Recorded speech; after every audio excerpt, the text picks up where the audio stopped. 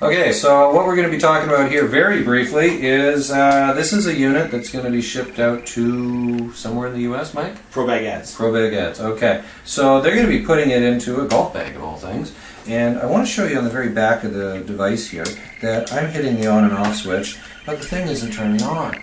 You know why? Because there's two switches. There's a switch on the back to turn it on, and then there's a front switch here. Okay? That's all fine and dandy if you're using it as a regular computer, and you'd know that you could hold down for 10 seconds and turn the thing off again, and then there's 10 seconds and you could turn it back on again. And turn it back on again, there's the light. Okay? That does not work if you're putting it in the back of a golf bag, or bottom of a golf bag, or if it's in a busy retail location where they turn the main switch or breaker off all night, every night. You want it to be that every time that it gets power, that it automatically goes on.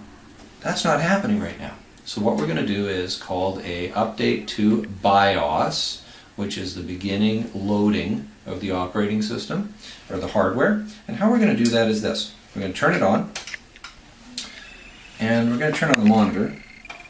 And of all things, I'm going to plug in a keyboard. So here, keyboard. And I want you to look over at the monitor for a second with the camera. Okay? Normally what you see when you're loading things up with our system is loading drivers, yada yada yada. Well, I'm actually going to turn the device off. I'm going to turn it on. I got a little power button. I'm going to hit delete on the keyboard as many times as I can. Delete, come on, delete. And what's actually happening is there's a hidden thing here. Look at this BIOS setup utility. And in BIOS you can see things like, okay, what kind of computer is it, and all these advanced things. Today what we want to know is you go to Advanced. Of these options, there's one called APM. It stands for Advanced Power Management.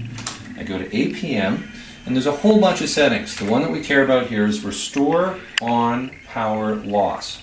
Right now it says, basically that means what happens if the power goes off and the power goes back on. Right now it's set that power will stay off. We don't want that. We're going to hit enter, hit power, arrow down to power on, hit enter. So now restore on AC power loss says power on. That means if it loses power and it gets power back again, it knows that it should just boot itself up.